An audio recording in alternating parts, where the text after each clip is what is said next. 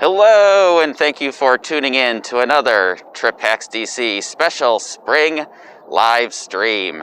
Today is Saturday, April 3rd. It's a bright and early 9 o'clock in the morning here in Washington, DC. If you are joining me live on the live stream, good morning, and I hope you have a cup of coffee or lunch if it's that time of day in the world where you're tuning in from.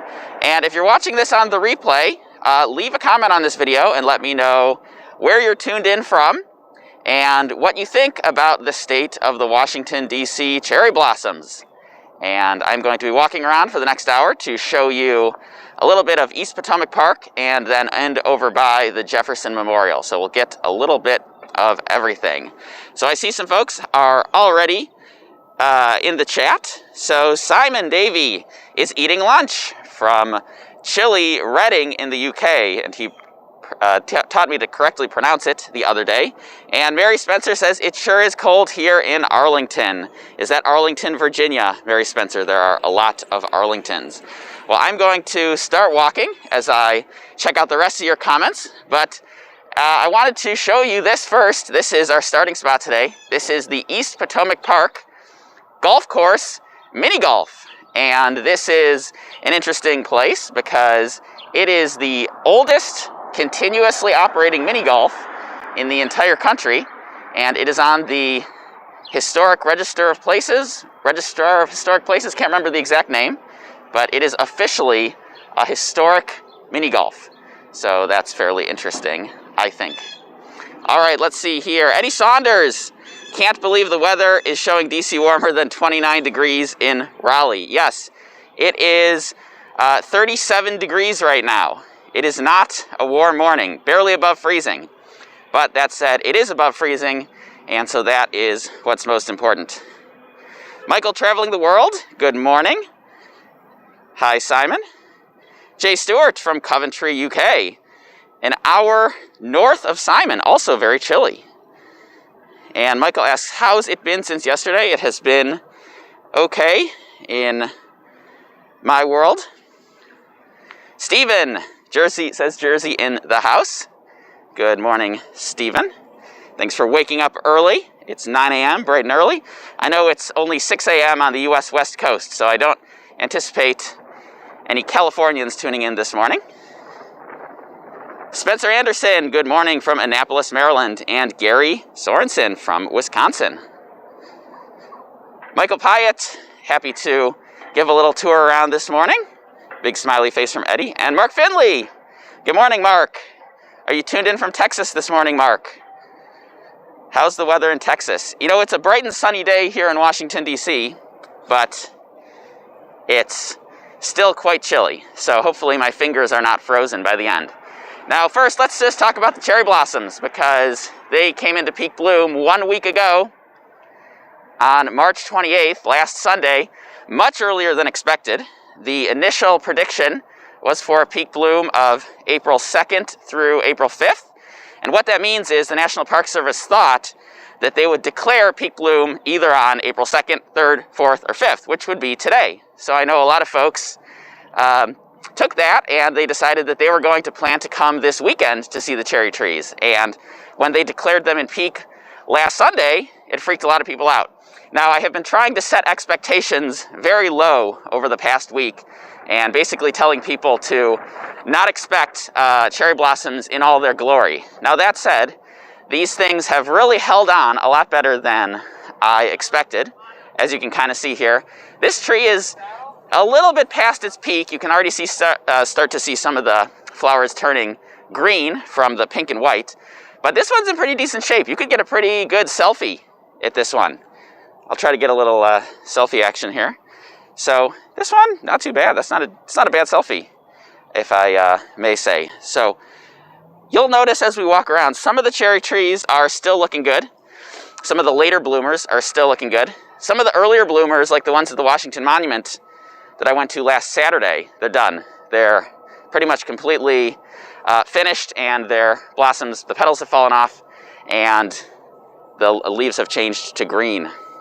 All right, let's see here. We've got a lot of folks in the chat here. Rob H., good morning from Washington, D.C. I think somewhere off in this direction is where you live, Rob. And yes, Mary Spencer tuned in from Arlington, Virginia. And Waterproof Bacon is from Maryland. Says fam wants to go see blossoms this weekend, but weren't sure if they were still there after the chill. So there are still some here, but you're going to have to be really careful if you live nearby and you want to come see the blossoms, because a lot of roads are closed. Most parking, public parking spots are closed. So I'll show you a little bit more. But if all you get from this video is one thing, it is that driving in to see the blossoms today is probably going to be a terrible idea. Let's see, Mark Finley says the weather in Texas is normal for this time of year. Need the heater in the morning and the AC in the afternoon. Peter Hedberg tuned in from Stockholm, Sweden.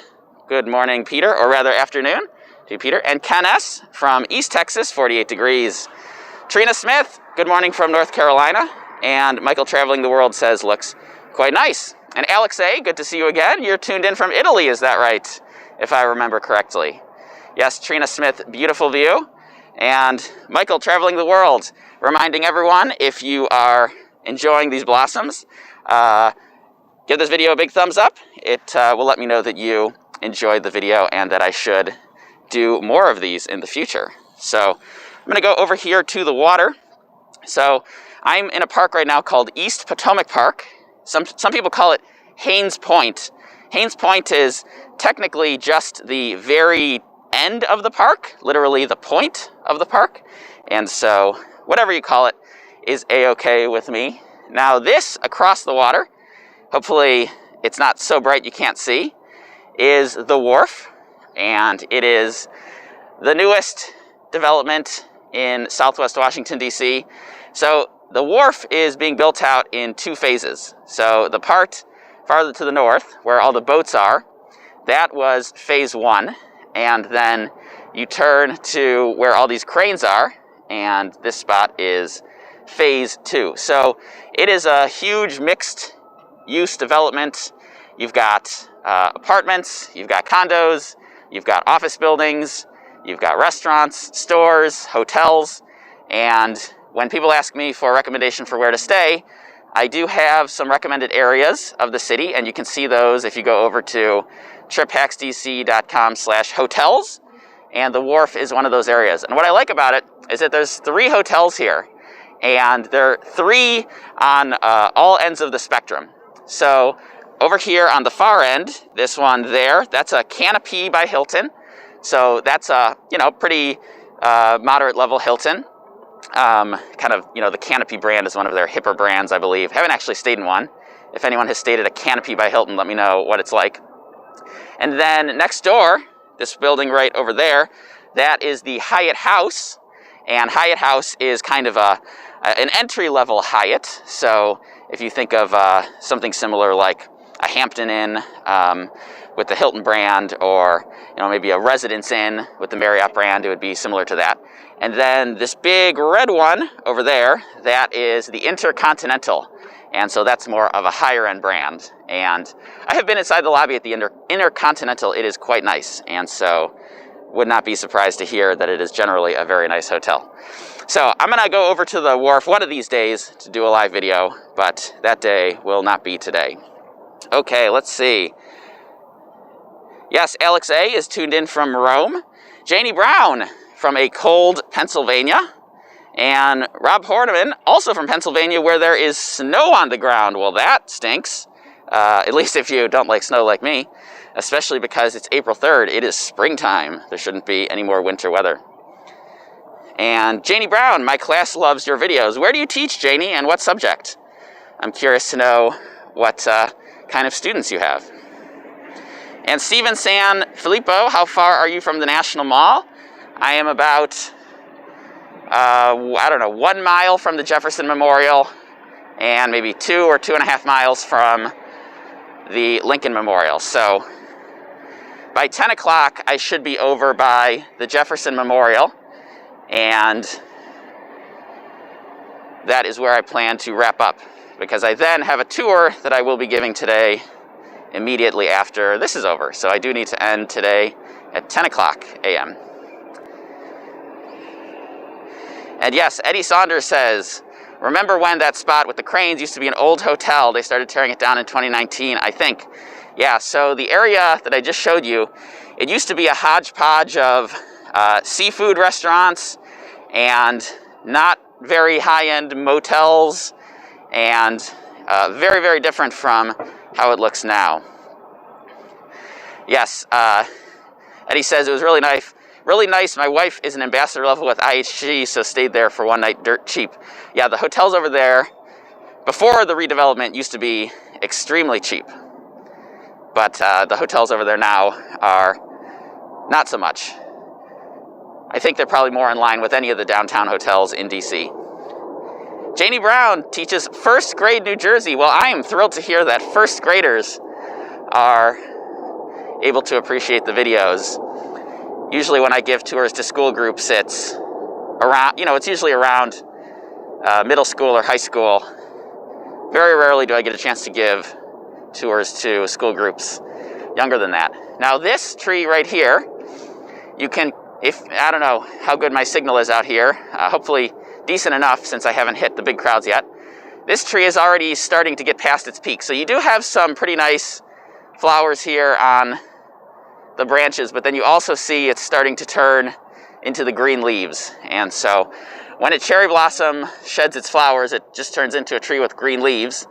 And unless you are a plant expert or you just know, it's really hard to know that these actually are cherry trees. So when I give tours, especially around the FDR Memorial, I'll often point to the trees and say, these are all the world famous Washington, D.C. cherry trees. And people will be very surprised to learn, because it just looks like a regular tree with regular green leaves. Okay, P. Hardin, 1986, hoping to come in June, waiting to hear about Smithsonian's. Yes, Smithsonian has been very tight-lipped. They're making it very difficult for people to plan. I get the frustration, but I have no inside knowledge about Smithsonian. Rob H., excellent question. Are the roads closed? I haven't seen any cars.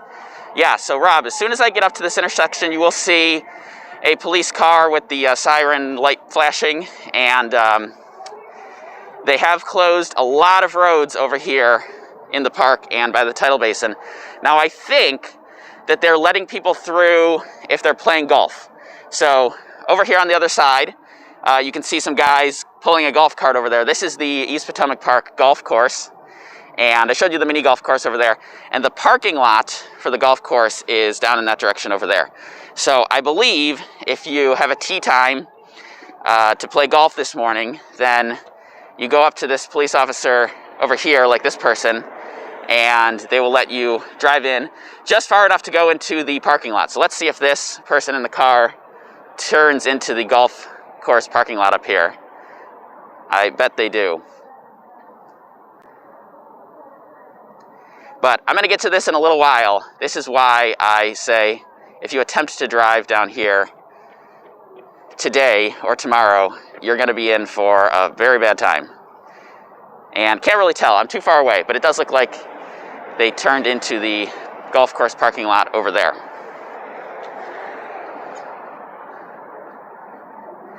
Okay, Alex asks, any update on what happened yesterday afternoon on Cap Hill? I don't have any updates. You'll have to check the news. WashingtonPost.com surely has an article or two about that. Ken S., do the cherry trees actually produce cherries? Another excellent question. And this one's a tough one to answer, because the answer is no, they don't produce cherries that we would want to eat. But technically, yes, they do produce a cherry that birds might want to eat. Looks like I'm dropping a signal over here. I think it's going to probably get a little dicey once I get closer to the mall.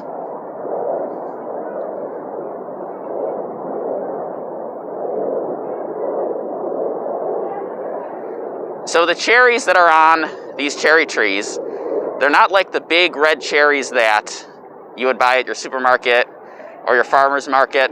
They are a tiny little cherry that is about the size of a pea, and it's mostly pit. So, when you eat a cherry, you've got to pull out the pit or spit out the pit. It's not especially pleasant. Well, when you eat one of these cherries, it's pretty much all pit. And so in the sense that they produce a fruit, yes, not one that we would want to eat. Okay, let's see. Steven asks, is there metro stops near there? Near me, not really. The closest metro stop to me is L'Enfant Plaza, which is across the water. If you can see where this big brown building is over there, that's approximately where the L'Enfant Plaza Metro is. And so, could you walk there? Could you walk here from there? Yes, absolutely. Is it close? No, not especially. Kara Harkins, good morning, Kara. Good to see you. Thanks for waking up early. I'm surprised I've got so many early birds here. I know it's 6 a.m. in California, so not expecting any West Coasters. And Janie Brown says that they love the videos and the lives. Well, I'm glad. And I'm glad that you show them to your students as well. Okay, here up ahead is one of my personal favorite types of cherry tree. This is the weeping cherry.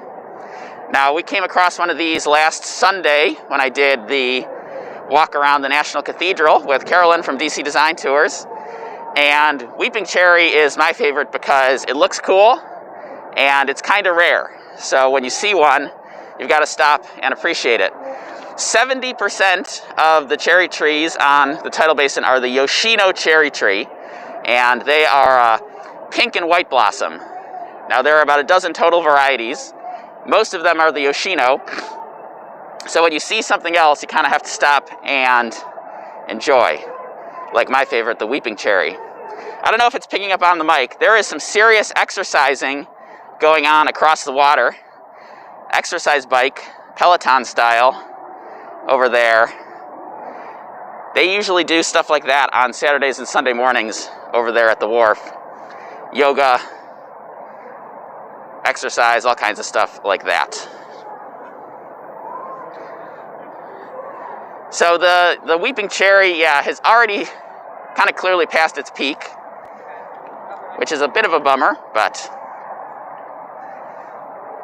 it was nice last week when I saw them in peak bloom. And if you want to see them in their full glory in peak bloom, tomorrow, Sunday, April 4th, at 1 o'clock p.m., I am going to premiere a video on YouTube. It is a 1-hour video of me giving a tour of the Tidal Basin during peak bloom. So I recorded it on Monday, 5 days ago. So the trees were in much, much better bloom then than they are today. So while this is a good chance to see what they look like today, if you want to see them in their full glory, make sure to tune in tomorrow, Sunday, April 4th, at 1 o'clock p.m. Kathy DiCarlo, watching from Seattle. It's only 6:18 in the morning in Seattle, isn't it, Kathy? I really appreciate you waking up early. Or maybe you work the night shift. Let me know, I'm curious. Okay, so here is Rob's question about whether the road is closed. So we have this police officer here who is sitting in the car, and you have these barriers here. So if you come up on this barrier, it should be rather obvious. You're not supposed to go in here. But I believe if you do have a tee time at the golf course, then you can pull in and this guy will let you continue.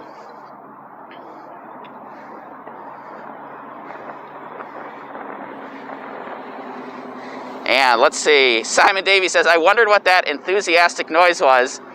Very energetic for an Easter Saturday. Yeah, Simon, Easter's not really a big holiday here. I don't know if it is where you live. It's a religious holiday, so if you're religious, you obviously will have your celebrations. But as far as a holiday where people actually go out and do stuff, it's not really much of anything here. And Simon also asks, what is my favorite in-person tour you give during this pandemic? I don't know if you're asking who my favorite customer was.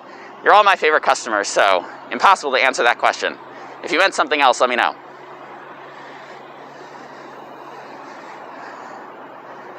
And yes, if you are just tuned in and you haven't introduced yourself yet, say hello in the live chat and let me know where in the world you are tuned in from. I know we've already got a few Europeans. It's lunchtime over there. It's 9:20 a.m. here in Washington, D.C. I believe it is 6:20 a.m. in Seattle, where Kathy's tuned in from. So I'm cutting across East Potomac Park now. This street is called Buckeye Drive.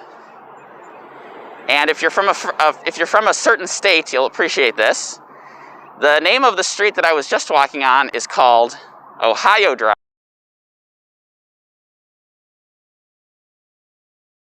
If you do, let me know.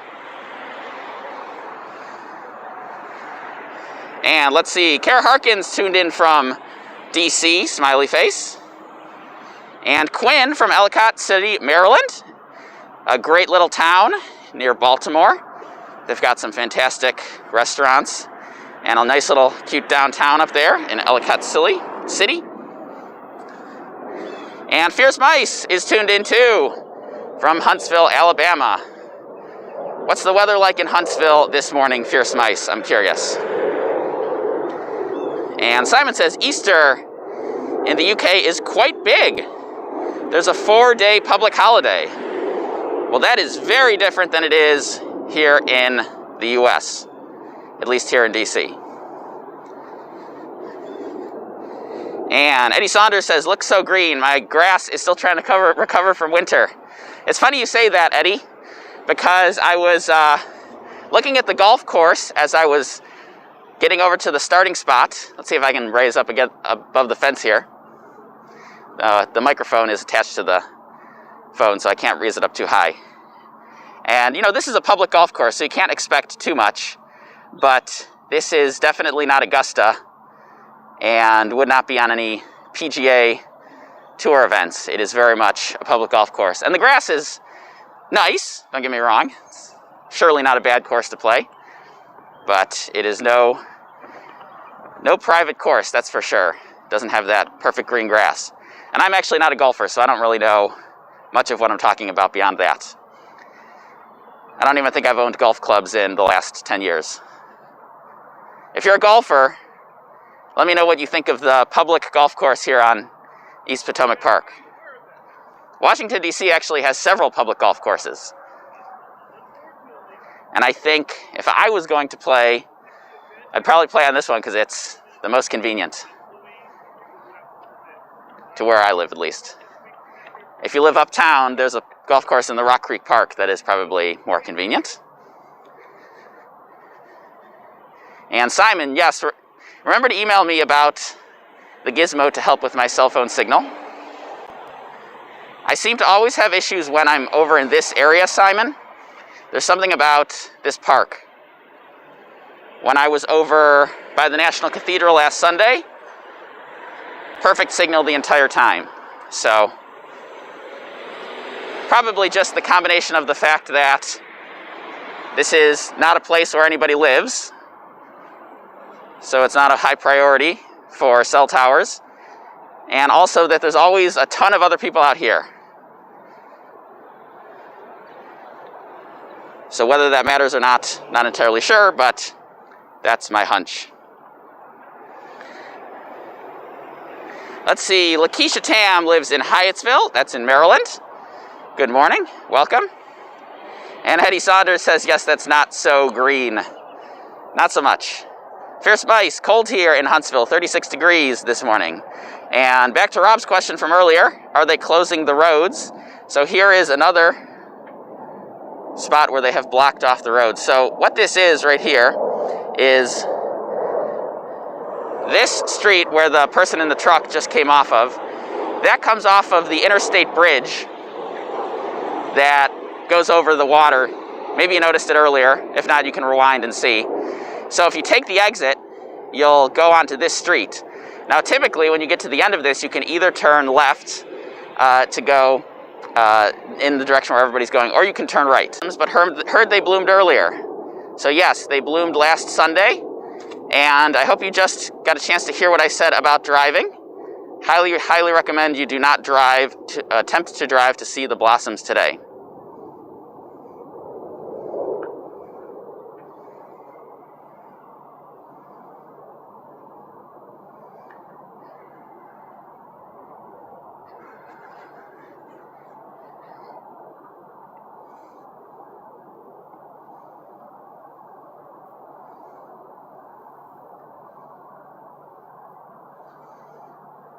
Fountain pen teacher, good morning.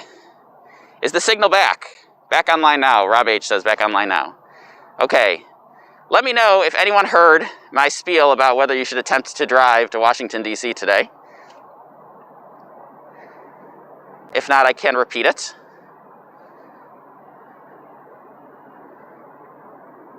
Yes, you heard. So hopefully anyone who is watching got a chance to hear me say that I think it would be a poor idea to attempt to drive to the Tidal Basin today because the roads are closed, the public parking is closed, and once the weather gets a little warmer,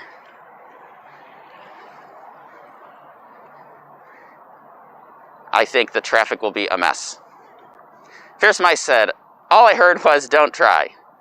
Eddie Saunders heard a little. So let me try to...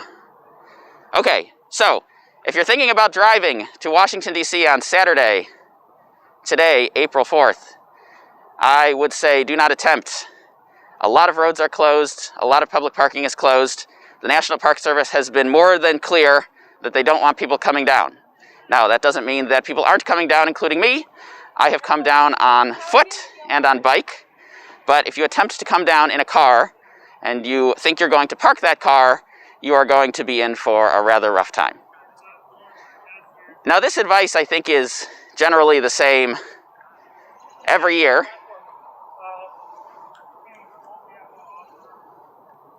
Whether it's COVID or not.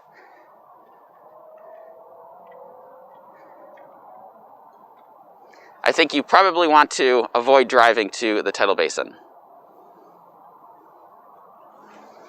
But that said, not everyone will get that message. Many people will attempt to do it. And I'm really quite dreading the traffic later today. Devindra said, I heard tomorrow will be 70-ish. Very possible. I didn't read the full weather report. I did read the Capital Weather Gang this morning in the Washington Post. They rated today a 7 out of 10, which surprised me, to be honest, because it's quite cold. It was 37 degrees when I started the live stream 30 minutes ago. But their logic was that despite the cold temperatures, it's not windy, which it has been the last few days, and it's going to get a little bit better.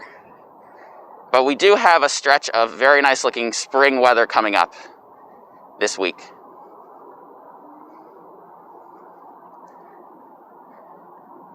Navinda says, park and walk, way more fun. Yeah, not sure what that means. If you can, if at all possible, don't drive, take a bike. If you live in DC and you're up for it, use your feet, walk down. I know it might seem far, especially if you live a few miles away, but if you attempt to drive, you're going to wind up frustrated, possibly having to park really far away, and walking a long distance anyway. Now, selfishly, I have to say that the fact that the Park Service has closed all these roads is actually amazing to me, because nothing ruins the cherry blossoms more than road rage, which is typically what we get the weekends around peak bloom. And so, if you look down Ohio Drive here, there is no traffic, just foot traffic and bike traffic. And the blossom's in better shape than I expected them to be at this time. So if you want to see them, consider getting down here by some method other than in a car. And let me show you what I mean exactly. So, when I say that the public parking is not available,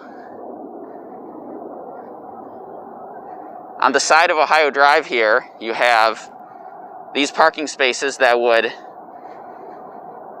be available in the before times, and they would all be full, and all the parking spaces on Ohio Drive all the way back towards Haynes Point would be available too. But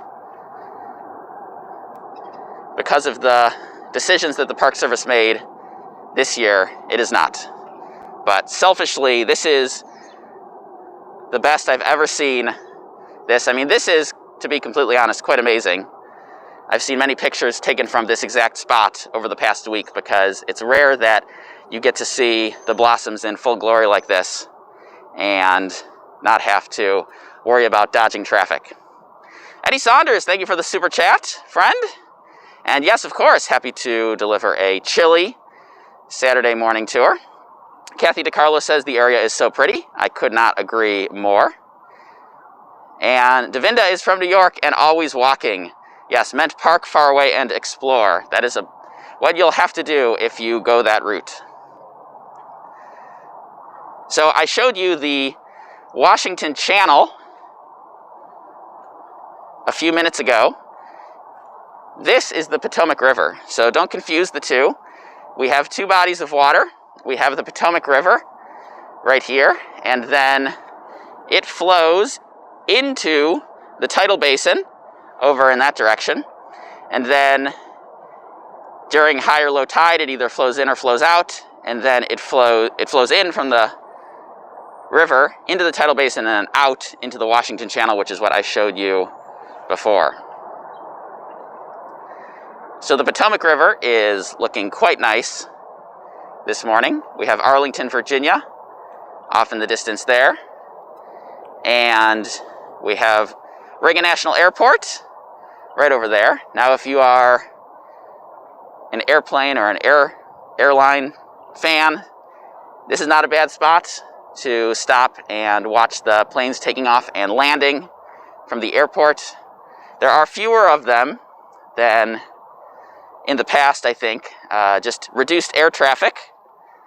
That's coming back and will be soon enough, but it used to be a takeoff every few minutes. And if you've ever been on a tour with me, or any tour really, you know that there are constant takeoffs and landings, and that is why there's so much airplane noise over by the Tidal Basin. Elizabeth says, my dear friend is getting married there today at the Lincoln Memorial area.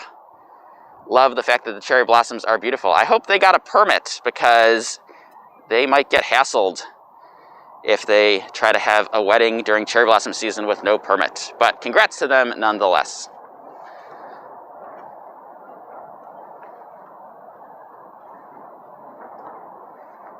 Yeah, the fact that there is no traffic today means you can hear the birds chirping.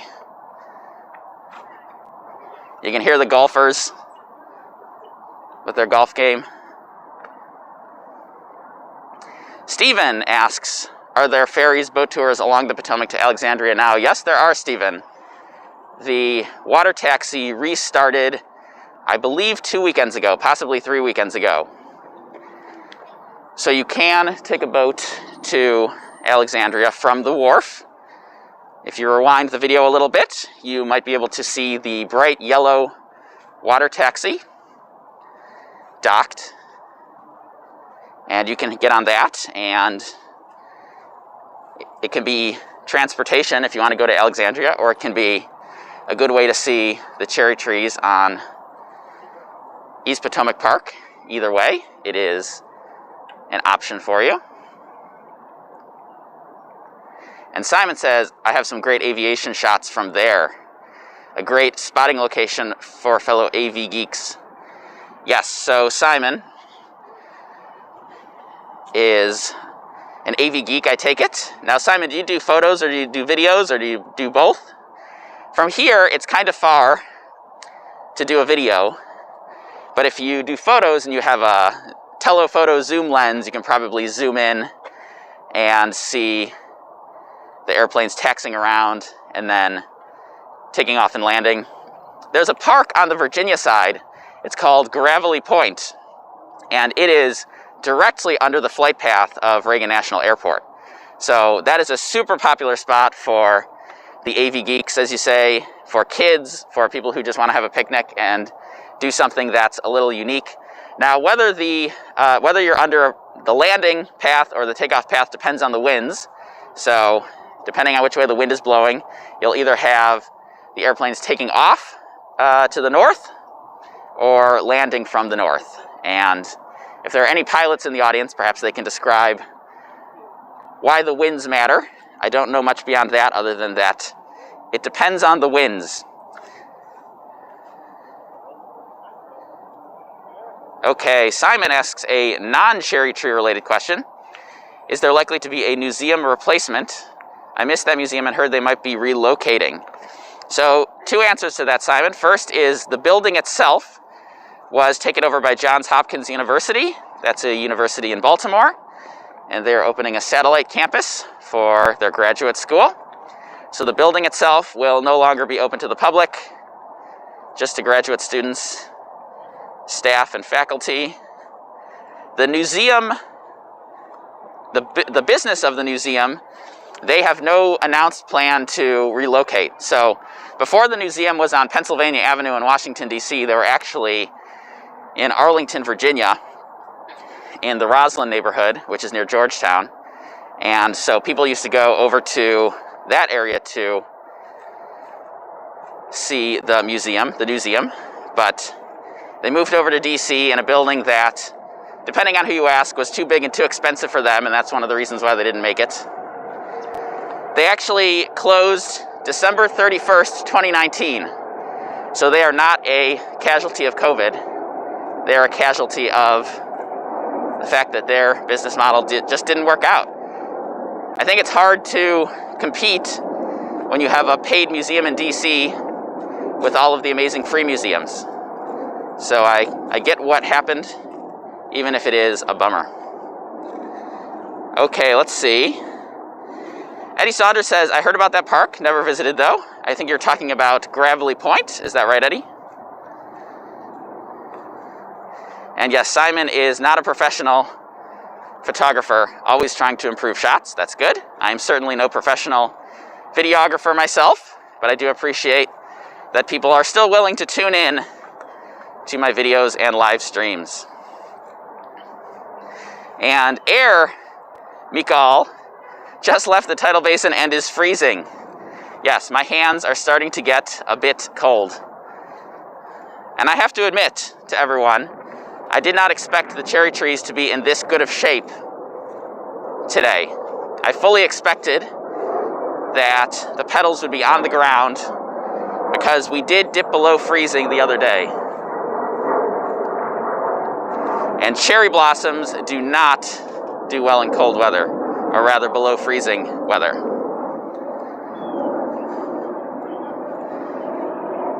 Yeah, Simon says, planes must take off and land into the wind for efficient lift. That's why the direction of takeoffs and landings changes. So when you're taking off, here's a trip hack that I've told in a few videos. When you're taking off and you're on an airline like American Airlines where you get to pick your seat, pick a seat on the right side of the plane for views of the National Mall. When you're coming to DC, pick a seat on the left side of the plane. Now, there's no guarantees, because when you're coming to DC, you might be landing from the south. When you're leaving, you might be taking off to the south. And I swear it feels like every time I fly somewhere, I never get a chance to see the National Mall, because I'm always taking off or landing in the opposite direction. But for the best chance of getting that sweet aerial photo of the National Mall, left side of the plane when you're coming in, right side of the plane when you're leaving. I think I said that right the first time. Hopefully I did.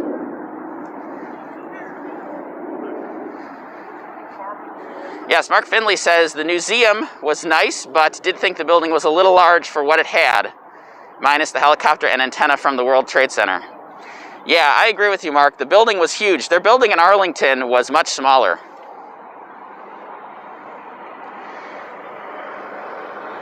So I think some people were a bit confused why they needed to move to this building in DC that was so much bigger. And Eddie also loved the museum, found it more entertaining than the other paid museums like the Spy Museum, the old one, and Law Enforcement Museum. Yeah, the Spy Museum is really good for kids. It's really good for people who act like kids at heart, I suppose you could say. Fierce Mice, thank you for the super chat, my friend. I'm happy to be out here on a cold morning. I feel like every time I do these, it's a cold morning. If you've watched any of these in the past. Kara Harkins loved the Roslyn one. Yeah, They turned the Roslyn Museum into like a WeWork type place. Here comes a metro train.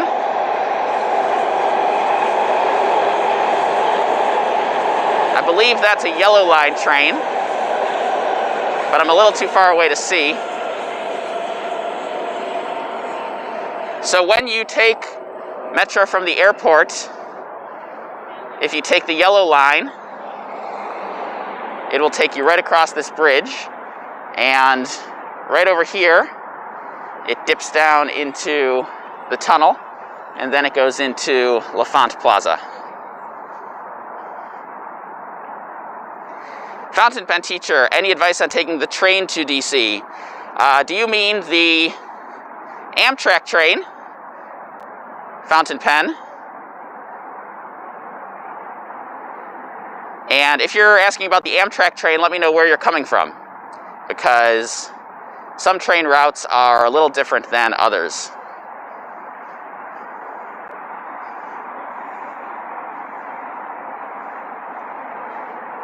So we are now getting somewhat close to the Jefferson Memorial.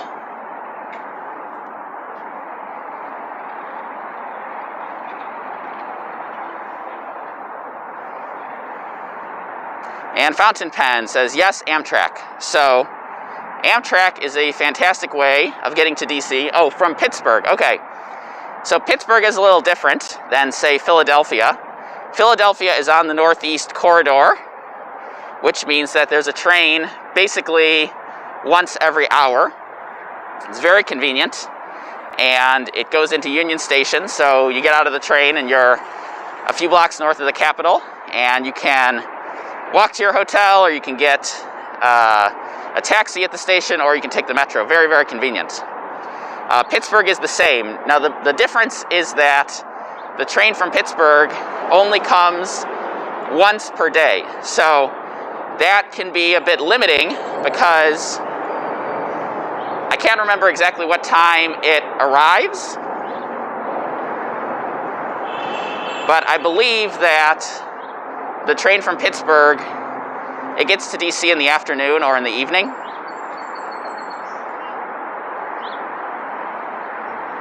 So, say the train gets in at 5 o'clock in the evening.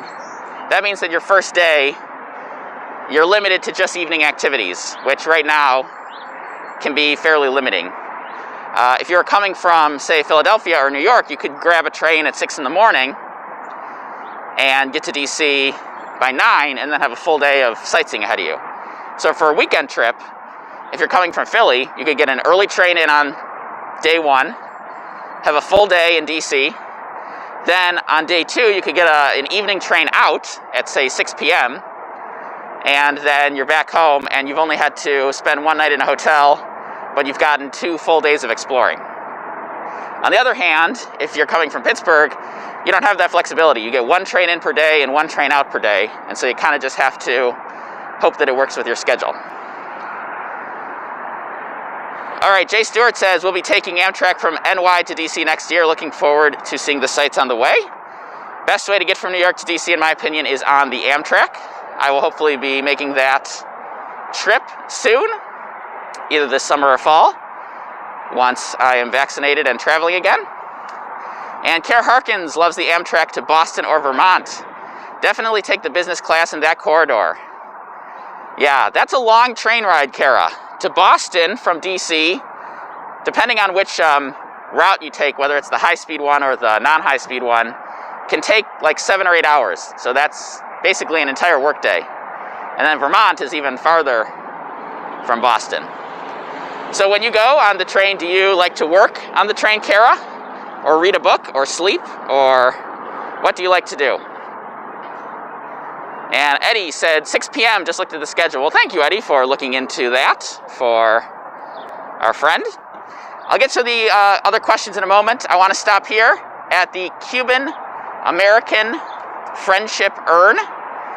This is a weird one. I'm just going to say that. This is a weird one. And it's weird for the obvious reason that, wait a second, the U.S. and Cuba aren't exactly friends. That's true. This is a monument, a little monument that originally was meant to memorialize people who were on the USS Maine, which crashed off the course, a Navy ship that crashed off the course, crashed off the coast of Cuba. And now it's been renamed and rebranded to the Cuban-American Friendship Urn.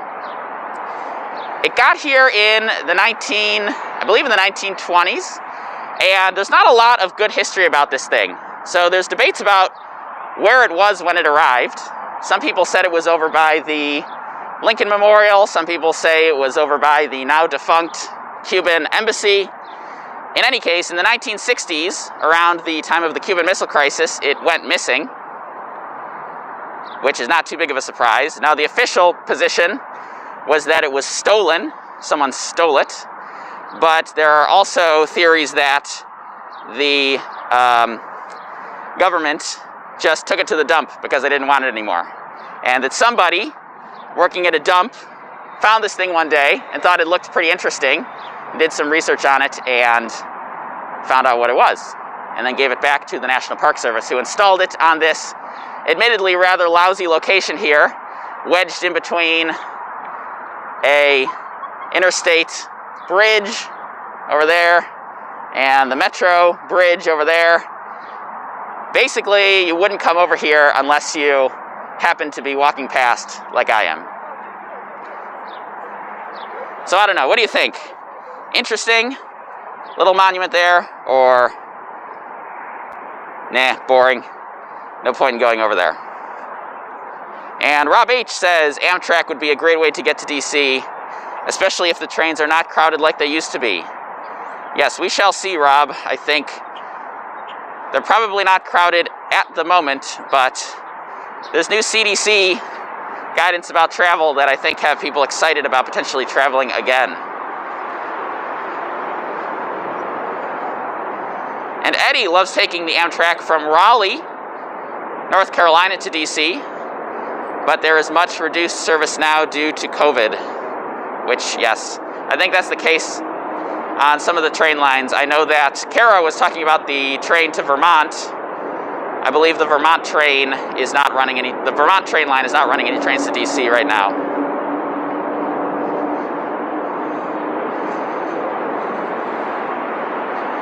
And Simon says, loves the Acela from New York City to DC. The Acela is the high-speed train, quote-unquote high-speed.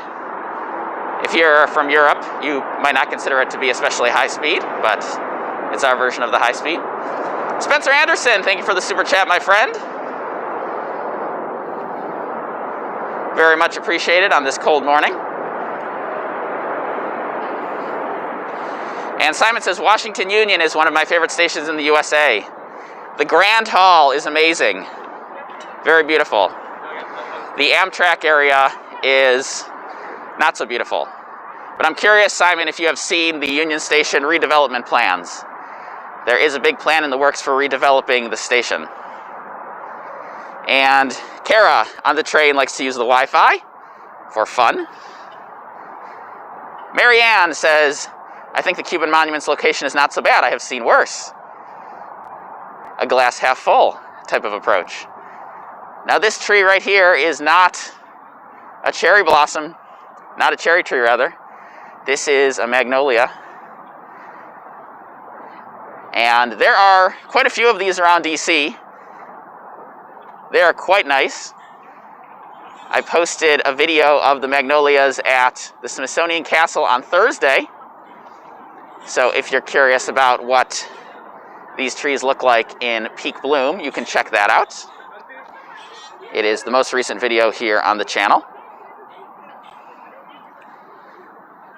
But I think the magnolias kind of get the short end of the stick. They're a beautiful tree, but they play second fiddle to the cherry blossoms. So they don't get the appreciation that they necessarily deserve. And Simon says, interesting monument with the story. Could be worth it if we could verify the dump story. I don't know if we're ever going to be able to truly verify it. But if you're a historian and you want to do some research on the Cuban-American Friendship Urn, certainly go for it. Rob H., have I seen demand for tourist pickup lately? Sadly, Rob, no. Demand is still quite depressed. And I think until the museums open, most people are going to continue delaying their trips, which is totally understandable as far as I'm concerned. I'm going to stick to this side of the street. There are quite a few people over there on that side. Plus, this side of the street has the magnolias, which we haven't gotten a chance to look at quite as much as the cherry blossoms.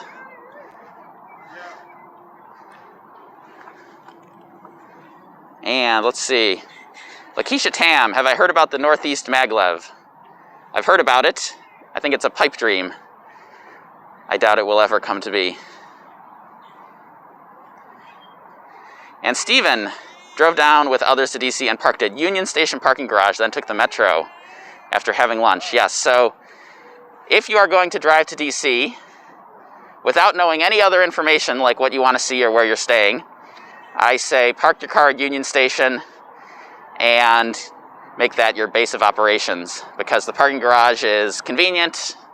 It's not free and it's not really even cheap, but it's, you know, good for what you get, good for what you pay for.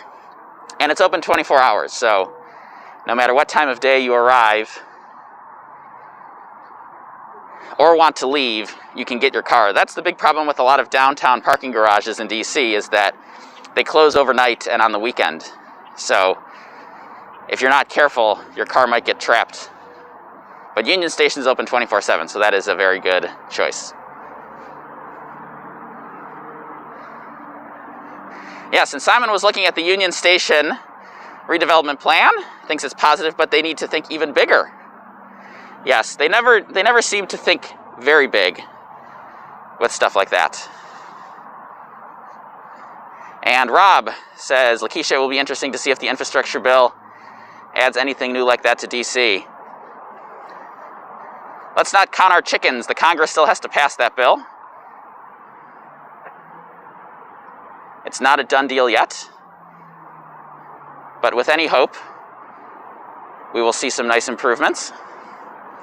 Stryker, hi from Texas. Hello. What is it like in your part of Texas, Stryker? And if you haven't said hello yet, if you tuned in after I did the introductions, go ahead and say hello in the chat so that I know that you joined me here today. And if you tuned in late, you are more than welcome to rewind or watch the video on the replay after it posts to see what the status of the cherry trees is, as well as my extremely important advice about driving to the Tidal Basin.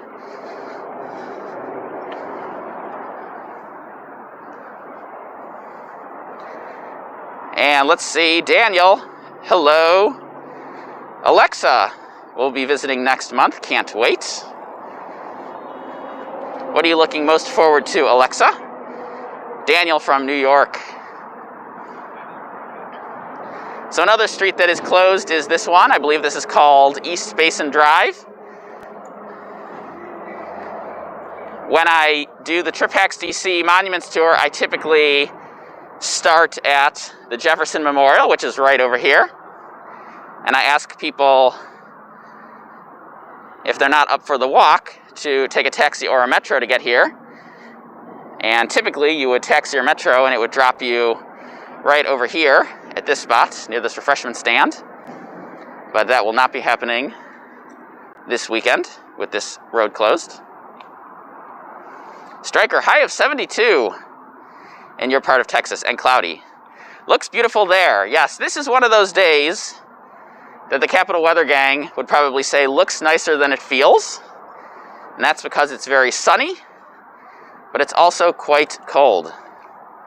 I know that a few folks in the chat have already been out here today. You got up for the sunrise to see the Tidal Basin at sunrise, and know that it is rather cold over here. Fountain Pen Teacher, thank you for the super chat, friend. Very much appreciated. And yes, Alexa, good. You're most looking forward to the monuments, which are very much still open right now.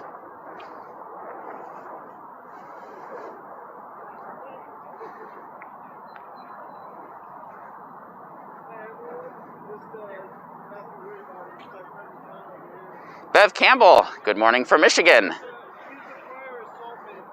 Good morning to you, Bev. Looks like we have a ceremonial photograph over here with these guys in their dress uniforms. Guys and ladies, I should say.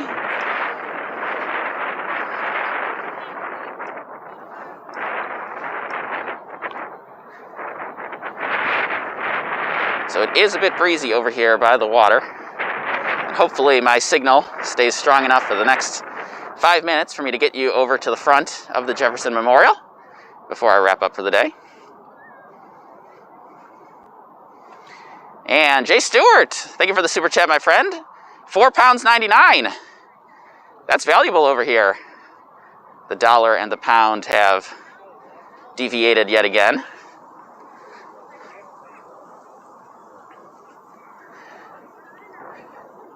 So if you're looking at this and you're thinking, wow, it looks really crowded over there, it's both true that there are a lot of people out and about this morning. However, compared to the before times, it's really not that crowded.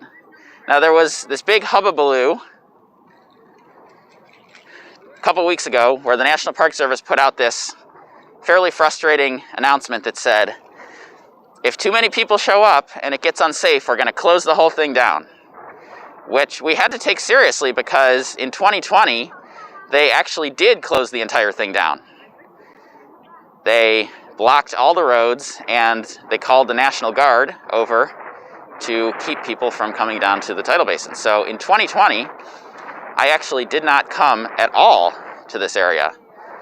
The first time ever that I did not come and see the cherry trees on the Tidal Basin. So they said this year, if too many people show up and it gets unsafe, we're going to close it down. And so I think that spooked a lot of people, including me. I had to alter my tour route to do a slightly different tour route just in case that happened.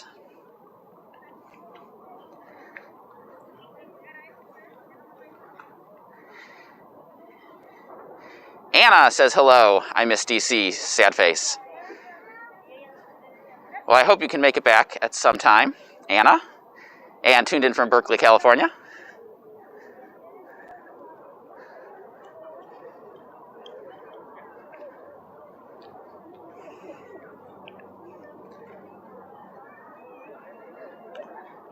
And Eddie says, 2020 was a downer. By sheer luck, had booked a trip that managed to coincide with peak bloom.